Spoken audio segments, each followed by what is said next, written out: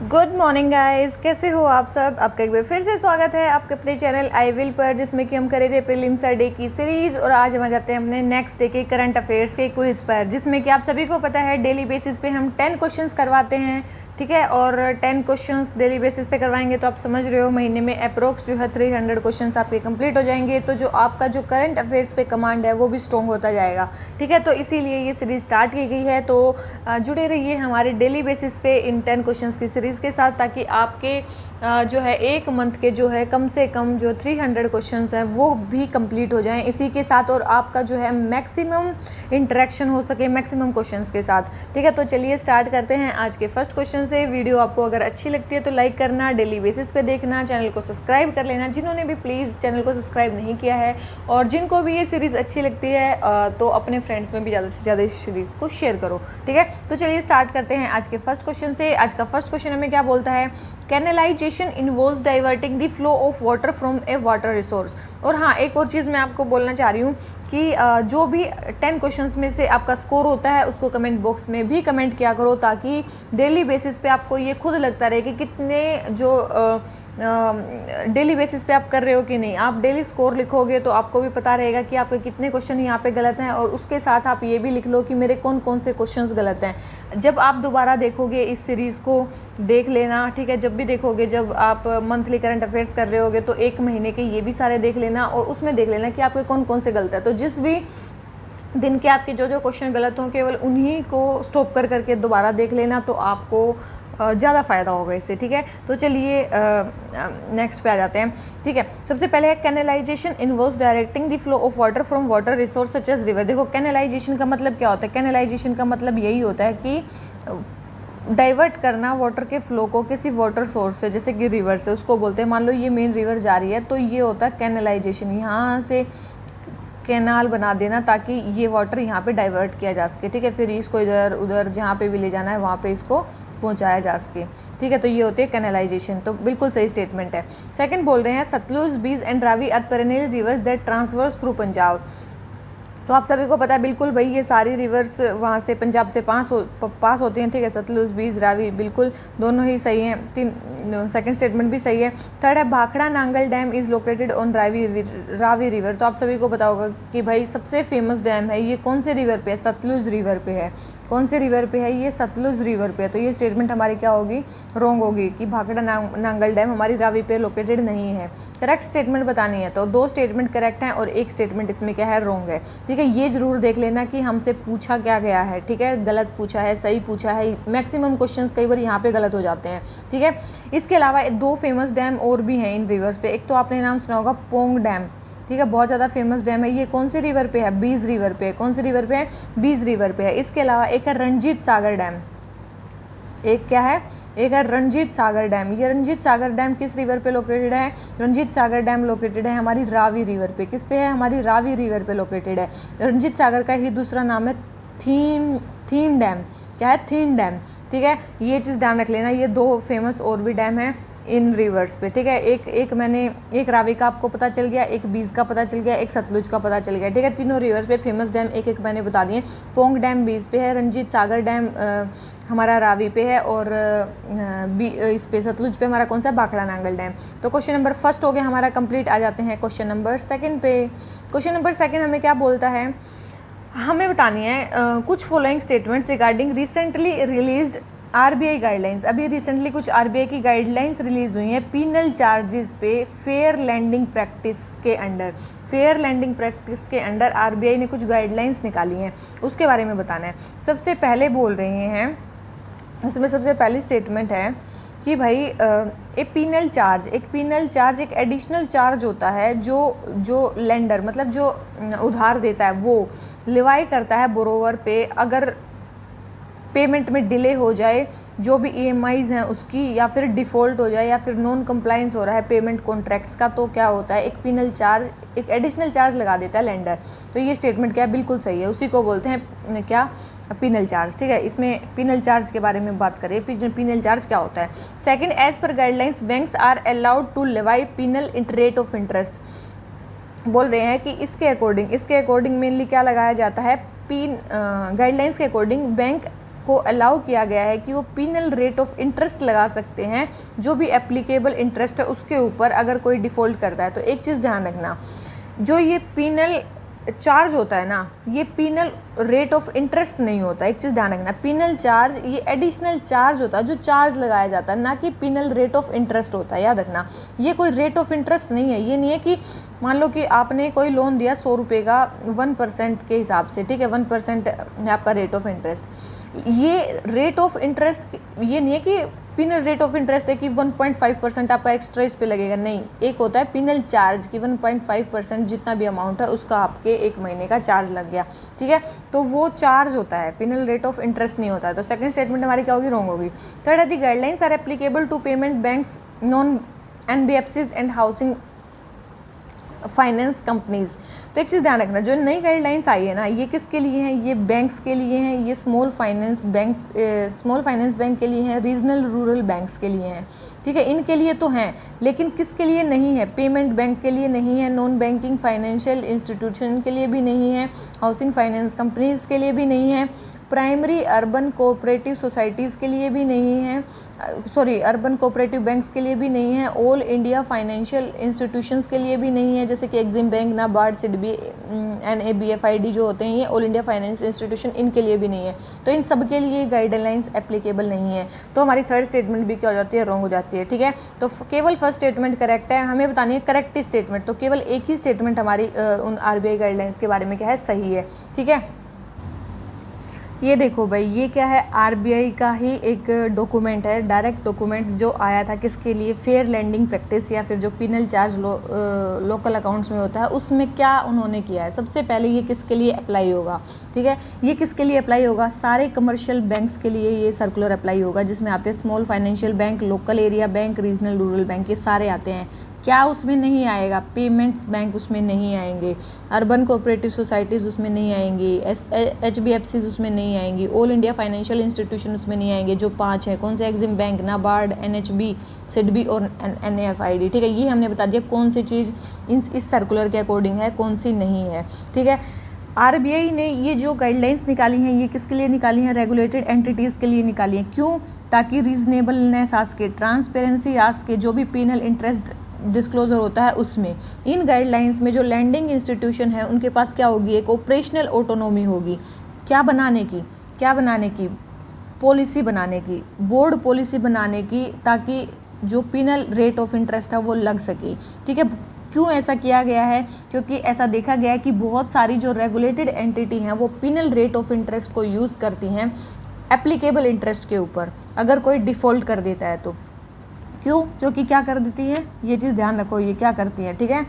बहुत सारी regulated entity penal rate of interest को यूज़ करती हैं ओवर एंड अबो मतलब जो भी एप्लीकेबल रेट ऑफ इंटरेस्ट होता है, एप्लीकेबल इंटरेस्ट रेट होता है, उसके ऊपर पिनल रेट ऑफ इंटरेस्ट को यूज़ करती हैं, ठीक है। तो मेन चीज़ है, इसीलिए ये जो नई गाइडलाइंस है ये आई हैं, ठीक है। तो उसी के लिए एक मेन चीज़ अभी चेंज की गई है। क्या चीज़ चेंज की गई बता रही हूँ। ये देखो, शायद आपको सेकंड पॉइंट दिख रहा होगा। मेन पॉइंट क्या है कि भाई अगर आप पेनल्टी चार्ज कर रहे हो ना डिफ़ॉल्ट या नॉन कंप्लायंस के लिए, ठीक है, अगर पेनल्टी अगर आप चार्ज कर रहे हो तो उसको क्या समझना चाहिए, एक पिनल चार्ज की तरह ट्रीट किया जाए, ठीक है। उसको कैसे नहीं लगाया जाना चाहिए, एक पिनल इंटरेस्ट की तरह उसको नहीं लगाना चाहिए, ठीक है। ये नई गाइडलाइन है, यही इंपॉर्टेंट गाइडलाइन है कि भाई आप जो पेनल्टी लगा रहे हो वो as a penal charge treat करनी चाहिए, ना कि पिनल रेट ऑफ इंटरेस्ट, ठीक है, याद रखना। और क्या नहीं होगा, अनदर इम्पोर्टेंट चीज़, नो कैपिटलाइजेशन, मतलब जो पिनल चार्ज होगा उस पर कैपिटलाइजेशन नहीं होगा। इसका मतलब जो आपने पिनल चार्ज लगा दिया उसके ऊपर आप और इंटरेस्ट नहीं लगा सकते, ठीक है। No further interest computed on such charges, ठीक है। तो याद रखना, और इससे कोई नॉर्मल प्रोसीजर जो है आपके इंटरेस्ट के कंपाउंडिंग का लोन अकाउंट में वो अफेक्ट नहीं होगा, ठीक है। ये चीज़ ध्यान रखना। तो ये एक इम्पोर्टेंट पॉइंट है जो नई गाइडलाइंस आई है कि आपको पिनल चार्ज को, मतलब जो अभी पेनल्टी लगा रहे हो उसको पेनल्टी को पिनल इंटरेस्ट नहीं बनाना है, उसको क्या समझना है, एक पिनल चार्ज समझना है, ठीक है। एक और चीज़ इसमें क्या और बोली है कि भाई अगर किसी भी बोरोवर की क्रेडिट रिस्क जो प्रोफाइल है वो अगर चेंज होती है तो रेगुलेटेड एंटिटी फ्री है क्रेडिट रिस्क प्रीमियम को चेंज करने के लिए, ठीक है, ये भी चीज़ ध्यान रखना। कौन है? रेगुलेटेड एंटिटी को ये दिया गया। दूसरी चीज़ ये भी बोली गई है कि भाई आपने पिनल चार्ज कितना लगाना है, जो क्वांटम है ना पिनल चार्ज का, वो किसके प्रोपोर्शनल होगा? जो भी डिफ़ॉल्ट करेगा या नॉन कंप्लाइंस करेगा टर्म्स एंड कंडीशन का, वो किस थ्रेशोल्ड के बियॉन्ड डिफ़ॉल्ट कर रहा है, ठीक है, उस पर डिपेंड करेगा, ठीक है। और थ्रेश होल्ड को कौन डिटरमाइन करेगा कि भाई किस थ्रेश होल्ड से बाहर निकल के डिफ़ॉल्ट कर रहा है? वो रेगुलेटेड एंटिटी डिसाइड करेगी, ठीक है। और ये नहीं है कि उसमें डिस्क्रिमिनेशन किया जाएगा किसी पर्टिकुलर लोन के साथ या प्रोडक्ट के साथ। भाई एक थ्रेश होल्ड डिसाइड कर दिया जाएगा, उस थ्रेश होल्ड से बियॉन्ड अगर आप डिफ़ॉल्ट करते हो या नॉन कंप्लायंस करते हो टर्म्स एंड कंडीशन का, तो आप पे जो भी पिनल चार्ज लगाया जाएगा उसको कौन डिटरमाइन करेगी? रेगुलेटेड एंटिटी डिसाइड करेगी। दूसरी चीज़, जो भी इंडिविजुअल बोरोवर्स के लिए जो पिनल चार्ज लगाया जाएगा वो ज़्यादा नहीं होना चाहिए। किससे वो ज़्यादा नहीं होगा? किससे? जो नॉन इंडिविजुअल बोरोवर्स पे जो चार्ज लगाया जाएगा वो उससे ज़्यादा नहीं होना चाहिए, ठीक है, ध्यान रखना। इंडिविजुअल बोरोवर्स का मतलब जो नॉन इंडिविजुअल बोरोवर्स से जो पिनल चार्ज है वो कम ही रहना चाहिए, ज़्यादा नहीं होना चाहिए, ये चीज़ ध्यान रखना, ठीक है। और क्या क्या बोला गया है कि भाई जो पिनल चार्ज की कंडीशन है ना, जो भी पिनल चार्ज जो भी रेगुलेटेड एंटिटी लगा रही है, आपको क्लियरली डिस्क्लोज करना पड़ेगा। कस्टमर को आपको क्लियरली डिस्क्लोज करना पड़ेगा कि अगर आपने डिफ़ॉल्ट किया या नॉन कंप्लायंस की तो आप पे क्या पिनल चार्ज लगाया जाएगा। ये आपको लोन के एग्रीमेंट में या फिर टर्म्स एंड कंडीशन में ही लिखना पड़ेगा, ठीक है, क्लियरली आपको डिस्क्लोज करना पड़ेगा। दूसरी चीज़ है, जब भी आप मतलब इंस्टॉलमेंट्स की मैसेज भेजते हो बोरोवर को, तभी आपको पिनल चार्ज का भी मैसेज भेजना पड़ेगा, ठीक है, ये कम्युनिकेट करना पड़ेगा, ठीक है। जब भी आप इंस्टॉलमेंट के लिए मैसेज करते हो बोरोवर को, तभी आपको पिनल चार्ज के लिए भी मैसेज करना पड़ेगा। दूसरी चीज़ क्या है कि बोर्ड अप्रूव्ड पॉलिसी ऑन मतलब क्लियरली आपको बतानी पड़ेगी कि आपकी पॉलिसी पिनल चार्ज के लिए क्या है, ठीक है, क्या है। और दूसरी चीज़, पिनल चार्ज आपको वर्ड यूज़ करना पड़ेगा in place of penal interest, ये चीज़ ध्यान रखना, ठीक है, ये भी चीज़ ध्यान रखना। यही आरबीआई की एक मेन गाइडलाइन है कि पिनल रेट ऑफ इंटरेस्ट आपको यूज़ नहीं करना है, पिनल चार्ज यूज़ करना है। ये गाइडलाइंस जो हैं फाइनल जब भी सर्कुलर होगा तब से स्टार्ट हो जाएंगी। मेनली ये जो गाइडलाइंस है ना, ये 1 जनवरी 2024 से चालू हो जाएंगी, ठीक है, ये पिनल चार्ज वाली, ये भी चीज़ ध्यान रखना। ये जो अब वो इंस्ट्रक्शन है ये किसके लिए अप्लाई नहीं होंगे? क्रेडिट कार्ड्स के लिए भी अप्लाई नहीं होंगे। देखो कौन कौन से बैंक्स के लिए अप्लाई नहीं हो रहे थे और किस चीज़ के लिए और अप्लाई नहीं हो रहे हैं। किसके लिए अप्लाई नहीं हो रहे हैं? क्रेडिट कार्ड्स के लिए भी अप्लाई नहीं हो रहे हैं, ये चीज़ ध्यान रखना, ठीक है। तो ये क्वेश्चन क्या है, देखो ये क्वेश्चन आपका हो गया कंप्लीट। ये मैंने इतना टाइम इसमें क्यों लगा दिया, क्योंकि भाई कई बार ये चीज़ें आ जाती हैं, ठीक है, कि आरबीआई की गाइडलाइन छोटे छोटे वर्ड्स जो हैं आप भूल जाओगे। आपने इतना पढ़ लिया तो आपको ये समझ में आ जाएगा कि भाई आरबीआई की नई गाइडलाइन क्या आई है, ठीक है, पिनल चार्ज के बारे में। तो आपका ये वाला क्वेश्चन हो जाता है कंप्लीट, ठीक है। आ जाते हैं अपने नेक्स्ट क्वेश्चन पे। नेक्स्ट क्वेश्चन हमें क्या बोलता है, आरबीआई की गाइडलाइंस के अकॉर्डिंग, आरबीआई की डेफिनेशन के अकॉर्डिंग पर्सनल लोन्स जो हैं वो लोन्स होते हैं जो किसको दिए जाते हैं, ठीक है, किसको दिए जाते हैं। देखो भाई कंज्यूमर क्रेडिट में भी दिए जाते हैं, एजुकेशनल लोन में भी दिए जाते हैं, या फिर इमूवेबल एसेट खरीदने के लिए या क्रिएशन के लिए जो लोन दिए जाते हैं वो भी, या फिर फाइनेंशियल एसेट में इन्वेस्टमेंट के लिए दिए जाते हैं वो भी। ये सारे ही पर्सनल लोन में आते हैं, ठीक है, तो ये सारे ही हैं। तो इसका आंसर हमारा क्या हो गया? डी, ठीक है। तो ये आसानता आ जाते हैं नेक्स्ट क्वेश्चन पे। नेक्स्ट क्वेश्चन हमें क्या बोलता है? 3D प्रिंटिंग के बारे में बताना है। 3D प्रिंटिंग बोल रहे हैं एक लेटेस्ट टेक्नोलॉजी है जो इन्वेंट की गई थी 2010 में। तो आप सभी को पता होना चाहिए कब इन्वेंट की गई थी। अप्रोक्स 1980s में ये टेक्नोलॉजी इन्वेंट की गई थी। तो फर्स्ट स्टेटमेंट रॉन्ग होगी। दूसरी, इसमें 3D ऑब्जेक्ट्स को क्रिएट किया जाता है लेयर्स ऑफ मटेरियल का यूज़ करके, जैसे प्लास्टिक, कंपोजिट्स और बायो मटेरियल, बिल्कुल इसी का यूज़ करके बनाया जाता है। 3D printers construct the desired object using subtractive manufacturing process. देखो सब्ट्रैक्टिव मैन्युफैक्चरिंग प्रोसेस अलग है, और एक आपने सुना होगा 3D प्रिंटिंग में एडिटिव मैन्युफैक्चरिंग।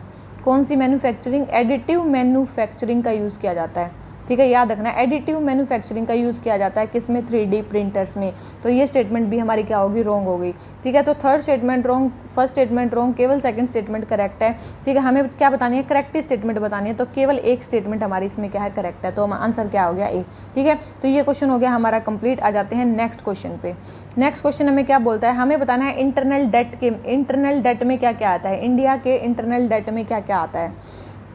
तो सबसे पहले है नॉन इंटरेस्ट बियरिंग रुपी सिक्योरिटीज़, जो हम जो IFC इंटरनेशनल फाइनेंशियल इंस्टीट्यूशन को दी जाती है, नॉन इंटरेस्ट बियरिंग रुपी सिक्योरिटी, बिल्कुल ये भी अगर रुपी नॉन इंटरेस्ट बियरिंग रुपी सिक्योरिटी इंटरनल डेट में आती है। दूसरी loan raised in open market, बिल्कुल ये भी इंटरनल डेट में आता है। तीसरा है T bills issued to state governments, ये भी इंटरनल डेट में आता है। तीनों ही इंटरनल डेट का पार्ट है, ठीक है। तो इसका भी आंसर हमारा क्या हो गया, सिंपल सा है, आंसर हो गया डी, ठीक है। आ जाते हैं अपने नेक्स्ट क्वेश्चन पे। नेक्स्ट क्वेश्चन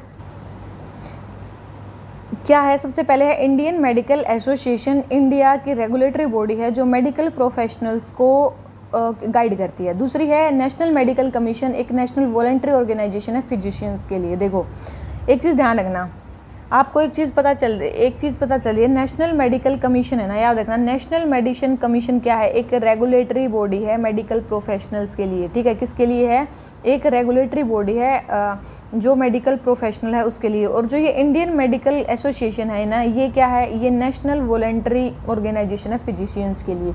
दोनों ही अपोजिट दे रखे हैं, ठीक है। तो इंडियन मेडिकल एसोसिएशन जो है वो एक रेगुलेटरी बॉडी है, मेडिकल एसोसिएशन एक वॉलंटरी ऑर्गेनाइजेशन है फिजिशियन के लिए, और national medical commission regulatory body है मेडिकल प्रोफेशनल्स के लिए।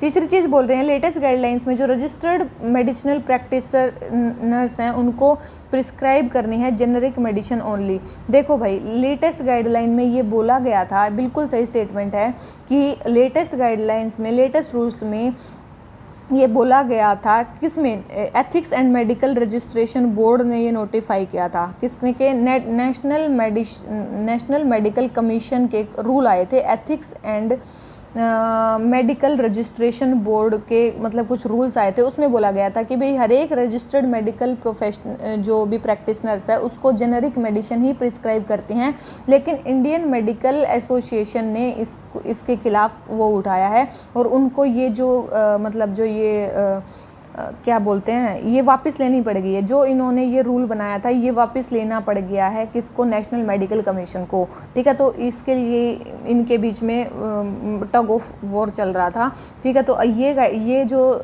नोटिफिकेशन है वापस ले ली गई है, ठीक है। तो पहले ये बिल्कुल बोला गया था लेकिन अब नहीं है, ये मतलब ये एप्लीकेबल नहीं है। तो ये स्टेटमेंट क्या होगी, रॉन्ग होगी। तो पहली स्टेटमेंट भी रॉन्ग है, सेकंड स्टेटमेंट भी रॉन्ग है, थर्ड स्टेटमेंट भी रॉन्ग है। करेक्ट स्टेटमेंट बतानी है भाई, सारी ही गलत है, ठीक है। तो आंसर क्या होगा, डी। ये देखो भाई नेशनल मेडिकल कमीशन क्या है, कब बनाया, देखो national medical commission act of parliament से बना है। किस एक्ट के under, national medical commission act 2019 के अकॉर्डिंग बनाया, जो फोर्स में आया है कब, 2020 में, ठीक है। तो national medical commission national medical commission act जो 2019 है उसके अकॉर्डिंग बना है और 2020 में ये फोर्स में आया है, ठीक है। ध्यान रखना है इसको। और इससे पहले कौन सी बॉडी थी ये भी आपको पता होना चाहिए, कौन सी, मेडिकल काउंसिल ऑफ, MCI, आपने नाम सुना होगा MCI। इससे पहले थी MCI जो ये काम करती थी, किसके अंडर थी MCI, मेडिकल काउंसिल एक्ट 1956 था उसके अंडर थी। ये बॉडी डिसॉल्व कर दी गई है, उसकी जगह कौन सा बना दिया गया है, नेशनल मेडिकल कमीशन बना दिया गया है। एम्स आपको पता है, क्वालिटी और अफोर्डेबिलिटी जो मेडिकल एजुकेशन की है उसको बढ़ा देना, उसको बढ़ाना, ठीक है। इंश्योर करना एडिक्वेट और हाई क्वालिटी मेडिकल जो प्रोफेशनल्स हैं और सारी कंट्री में उनको उनकी अवेलेबिलिटी को इंश्योर करना, इक्विटेबल और यूनिवर्सल हेल्थ केयर को प्रमोट करना, ठीक है। इसके अलावा मेडिकल जो प्रोफेशनल हैं ताकि वो लेटेस्ट मेडिकल रिसर्च में भी को अडॉप्ट करे, उसको मतलब इंश्योर करना या इनकरेज करना, ऑब्जेक्टिवली असेस करना मेडिकल इंस्टीट्यूशंस को, ठीक है। इसके अलावा हाई एथिकल स्टैंडर्ड्स अप्लाई करना मेडिकल सर्विसेज में, और इफेक्टिव ग्रीवेंस रिड्रेसल मैकेनिज्म, ये सारे मिशन एंड विजन है किसके, नेशनल मेडिकल कमीशन के। ये देखो भाई IM में क्या है, लार्जेस्ट रिप्रेजेंटेटेड ऑर्गेनाइजेशन है डॉक्टर्स की मॉडर्न सिस्टम ऑफ मेडिसिन में इंडिया में, ठीक है। जो डॉक्टर्स के इंटरेस्ट या उनके वेलफेयर को देखती है। मेंबरशिप किसकी कितनी, 3.5 लाख डॉक्टर्स जो 28 स्टेट्स या फिर 5 UTs में बटे हुए हैं वो सारे मतलब इसका मेंबर है, ठीक है। 3.5 लाख डॉक्टर्स इसका मेंबर। ये नेम कब दिया गया था, नेम जो इंडियन मेडिकल एसोसिएशन की टर्म कब कॉइन की गई थी, 1928 में कॉइन की गई थी, ठीक है। ध्यान रखना। इसके बारे में एक और चीज़, 1946 में ये ऑर्गेनाइजेशन जो है वर्ल्ड मेडिकल एसोसिएशन जो है उसकी भी फाउंडिंग मेंबर बनी थी, ठीक है, याद रखना। तो फाउंडिंग जो इंडियन मेडिकल एसोसिएशन है वो वर्ल्ड मेडिकल एसोसिएशन की भी फाउंडिंग मेंबर है, ये एक इम्पोर्टेंट फैक्ट है, याद रखना, ठीक है। तो हमारा ये वाला क्वेश्चन हो जाता है कंप्लीट। ठीक है, आ जाते हैं नेक्स्ट क्वेश्चन पे। नेक्स्ट क्वेश्चन हमें क्या बोलता है, shigellosis is bacterial infection of intestines. बिल्कुल भाई, बैक्टीरियल इन्फेक्शन है इंटेस्टाइन का, ये मेनली डायसेंट्री कोज करता है।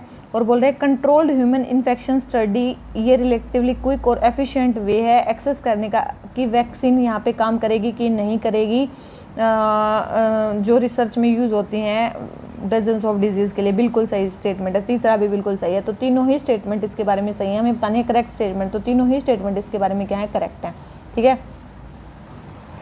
और कंट्रोल्ड ह्यूमन इन्फेक्शन स्टडी के को एक और नाम से जाना जाता है जिसको बोलते हैं ह्यूमन चैलेंज स्टडी। क्या बोलते हैं इसको, ह्यूमन चैलेंज स्टडी। ठीक है, ये भी चीज़ ध्यान रखना। ठीक है, ह्यूमन चैलेंज स्टडी आ जाए, इसको इसी नाम से जाना जाता है। तो क्वेश्चन नंबर 7 भी हो जाता है हमारा कंप्लीट। आ जाते हैं नेक्स्ट क्वेश्चन पे। नेक्स्ट क्वेश्चन है पीएम विश्वकर्मा स्कीम। देखो, कोई भी स्कीम है उसके बारे में आपको पता होना चाहिए, जो भी इंपॉर्टेंट स्कीम्स चल रही है, मेंस के लिए भी प्रीलिम्स के लिए भी। सबसे पहले PM Vishwakarma scheme aims to help traditional craftsman and artisans by providing interest free loans. सबसे इंपॉर्टेंट चीज़ है, देखो सबसे पहले PM Vishwakarma scheme traditional craftman और आर्टिसन को हेल्प करेगी, लेकिन इंटरेस्ट फ्री लोन नहीं है वहाँ पे। कौन से लोन है, कंसेशनल इंटरेस्ट पे लोन दिए जाएंगे। कैसे, मतलब कंसेशनल इंटरेस्ट पे लोन दिए जाएंगे। ठीक है, कंसेशनल इंटरेस्ट पे लोन दिए जाएंगे, कम इंटरेस्ट पे लोन दिए जाएंगे, ऐसा नहीं इंटरेस्ट फ्री दे दिए जाएंगे। तो ये स्टेटमेंट क्या होगी, रॉन्ग। दूसरी, ये इम्प्रूव करेगी, एम है इसका इम्प्रूव करना quality as well as reach of products और सर्विसेज जो भी आर्टिसंस और क्राफ्ट पर्सनस के, बिल्कुल भाई ये उनका मेन टारगेट है। थर्ड है scheme covers both rural and urban areas across the country. बिल्कुल भाई, ये जो है अर्बन और रूरल एरिया दोनों को कवर करेगी। तो सेकंड एंड थर्ड स्टेटमेंट सही है, फर्स्ट स्टेटमेंट रॉन्ग है। हमें बतानी है करेक्ट स्टेटमेंट। तो करेक्ट तो केवल 2 स्टेटमेंट करेक्ट है, एक हमारी रॉन्ग है। एक और चीज़ ध्यान रखना, पीएम विश्वकर्मा स्कीम 5 साल के लिए मेनली लॉन्च की गई है। 5 साल के लिए लॉन्च की गई है, 2023 से लेकर 2027-28 तक। ठीक है, ये लॉन्च की गई है। आप सभी को पता है, गुरु शिष्य परंपरा को बढ़ाने के लिए, फैमिली बेस्ड प्रैक्टिस जो है, ट्रेडिशनल स्किल्स जो आर्टिसंस की, उसको इम्प्रूव करने के लिए मेनली ये स्कीम जो है वो लाई गई है। ठीक है, ये भी चीज़ ध्यान रखना। और कौन सी स्कीम है, ये सेंट्रल सेक्टर स्कीम है। ठीक है, सेंट्रल सेक्टर स्कीम है, ध्यान रखना, सेंटर ही इसमें मेन वो करेगा। तो क्वेश्चन नंबर 8 हो जाता है हमारा कंप्लीट। आ जाते हैं नेक्स्ट क्वेश्चन पे। नेक्स्ट क्वेश्चन क्या है, पीएम गति शक्ति। भाई बहुत पुरानी स्कीम हो चुकी है। सबसे पहले पीएम जो गति शक्ति है वो रिवोल्यूशनराइज करने की कोशिश कर रही है, infrastructure development through wall of the government approach, बिल्कुल भी कर रही है। सेकंड है पीएम गति शक्ति डेटा ड्रिवन डिसीजन मेकिंग को प्रोजेक्ट जो प्लानिंग एंड इम्प्लीमेंटेशन के लिए इनेबल करेगी, बिल्कुल करेगी। ये मल्टी मॉडल कनेक्टिविटी पे एम्फेसाइज कर रही है, इकोनॉमिक मोड्स और कार्गो हब्स के लिए, बिल्कुल भाई ये कर रही है। तीनों ही स्टेटमेंट हमारी इसके बारे में क्या है, करेक्ट है। ठीक है, 15 सोशल सेक्टर्स को इसमें मतलब वो जोड़ा जा रहा है, आप सभी को पता है ये वो। तो तीनों ही स्टेटमेंट हमारी इसके बारे में क्या है, करेक्ट है। तो करेक्ट ही बतानी है, तो तीनों ही स्टेटमेंट हमारे इसके बारे में क्या है, करेक्ट है। तो क्वेश्चन नंबर 9 हो जाता है कंप्लीट। आ जाते हैं क्वेश्चन नंबर 10 पे। हमें बताना है रोटरडैम कन्वेंशन के बारे में। बहुत फेमस कन्वेंशन है भाई, आपको पता होना चाहिए किसके लिए है, आप सभी को पता है।